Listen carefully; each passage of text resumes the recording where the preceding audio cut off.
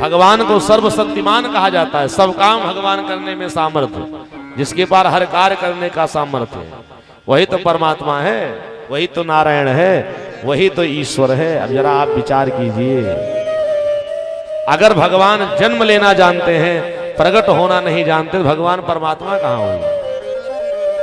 कोई व्यक्ति अंग्रेजी का बहुत बड़ा विद्वान हो और संस्कृत उसको कुछ आती ना हो, तो एक विषय का वो मर्मज्ञ तो हो सकता है इंग्लिश का, लेकिन वो सर्वज्ञ नहीं हो सकता। सर्वज्ञ तो वही होगा जो हर विषय का मर्मज्ञ हो। भगवान सर्वज्ञ अगर हैं तो भगवान को जन्म भी लेना पड़ेगा, भगवान को अवतार भी लेना पड़ेगा, भगवान को प्रकट होना पड़ेगा, और इसमें से एक भी काम नहीं कर पाए तो ईश्वर है ही नहीं हो। याद रखना, गोस्वामी जी ने कहा भगवान तीनों काम करते हैं, जिसकी जैसी भावना है वो भगवान को ही मान ले। अगर भक्त बन के कथा सुन रहे हो तो मान लो भगवान जन्म लेते हैं, और थोड़ा भक्त से ऊपर उठ गए ज्ञानी बन के कथा सुन रहे तो मान लेना जन्म नहीं लेते, भगवान अवतार लेते हैं, प्रकट होते हैं। गोस्वामी जी ने कहा राम जी ने तीनों कार्य किया है, प्रकट भी हुए हैं, अवतार भी लिए हैं और जन्म भी लिए हैं। तो कहा प्रकट किसके लिए हुए? तो गोस्वामी तुलसीदास जी महाराज कहते हैं भय प्रगट कृपाला दीन दयाला कौशल्या हितकारी। भय प्रगट कृपाला दीन दयाला कौशल्या हितकारी। हर्षित महतारी मुनि मनहारी अद्भुत रूप विचारी। भगवान इस संसार सागर में प्रकट हुए, किसके लिए? कहा कौशल्या जी के लिए भगवान प्रकट हुए। ध्यान देके सुनिए, भय प्रगट कृपाला दीन दयाला और कौशल्या हितकारी। कहा कौशल्या जी के लिए भगवान राम इस धरती पर प्रकट हुए। बहुत अच्छा भाव है, ध्यान देके सुनिए। तो किसी ने गोस्वामी जी ने से पूछा बाबा कौशल्या जी के लिए राम जी प्रकट हुए, तो जन्म किसके लिए लिए? तो गोस्वामी जी ने कहा जन्म लिए हैं, किसके लिए? तो अगली पंक्ति में गोस्वामी जी ने बहुत बढ़िया एक चौपाई लिख दी है। दशरथ पुत्र जन्म सुनी काना, जन्म सुनी हो ललना मान हो ब्रह्मानंद समाना। जन्म सुनी हो ललना मान हो ब्रह्मानंद समाना।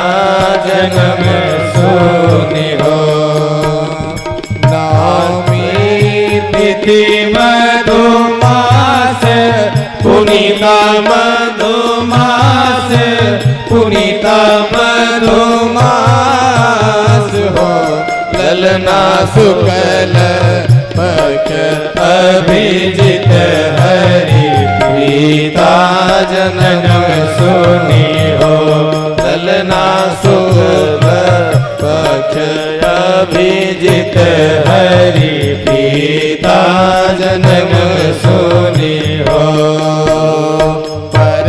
परमानंद पूरी मन राजा पूरी मन राजा पूरी मन हो ललना कहा बोलाई बजाओ राजा। जन्म सुनी हो ललना कहा बोलाई बजाओ राजा। जन्म सुनी हो जाकर नाम सुनत शुभ होई सुनत शुभ होई सुनत शुभ हो ललना मोरे गृह आवा प्रभु सोई। जन्म सुनी हो ललना मोरे गृह आवा प्रभु सोई। जन्म सुनी हो। गोस्वामी जी ने कहा कौशल्या जी के लिए राम जी प्रकट हुए, दशरथ जी के लिए राम जी का जन्म हुआ। दशरथ पुत्र जन्म सुनिकाना। तो कहा अवतार किसके लिए लिए? कहा विप्रधेनु सुर संत हित लीन मनुज अवतार निज इच्छा निर्मित तनु माया गुण गोपाल। याद रखना, गाय के लिए, ब्राह्मण के लिए, संत के लिए, धर्म की रक्षा के लिए भगवान इस धरती पर अवतार लेते हैं। दशरथ जी के लिए भगवान ने जन्म लिया, कौशल्या जी के लिए भगवान प्रकट हुए। तीनों कार्य भगवान करने में सामर्थ्यवान है, इसलिए भगवान को सर्व समर्थवान, सर्वशक्तिमान और सर्वज्ञ कहा जाता है। बोली भक्तवत्सल भगवान की। अच्छा, भगवान का जन्म कब हुआ? 9वीं तिथि को। भगवान अयोध्या के आंगन में चैत्र का महीना,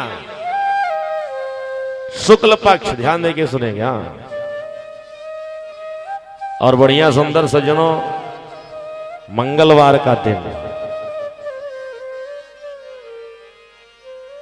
ठीक दिन में 12 बजे परमपिता परमात्मा नारायण इस धरती पर अयोध्या के आंगन में भगवान जन्म लिए हैं। 9वीं तिथि थी। भगवान श्री राम का जन्म 9वीं तिथि को क्यों हुआ, जरा विचार कीजिएगा। 9वीं को ही भगवान जन्म क्यों ले रहे हैं? सच बताएं, भगवान राम को ना 9 का अंक बहुत प्रिय है। 9 के अंक से भगवान बहुत ज्यादा प्रेम करते हैं। क्यों? क्योंकि 9 का अंक ये कहता है ना, जो मुझसे जुड़ता है मैं उसको अपने बराबर का दर्जा दे देता हूं, अपने समान बना देता हूं, और मैं किसी को संसार सागर में धोखा नहीं देता। याद रखना, 9 का अंक इस धरती पर आज तक किसी को धोखा नहीं दिया। तो राम जी का जन्म 9वीं को हुआ, कि राम कथा कहती है कि राम जी ने भी इस दुनिया में किसी को आज तक धोखा नहीं दिए। बोले भक्तवत्सल भगवान की जय।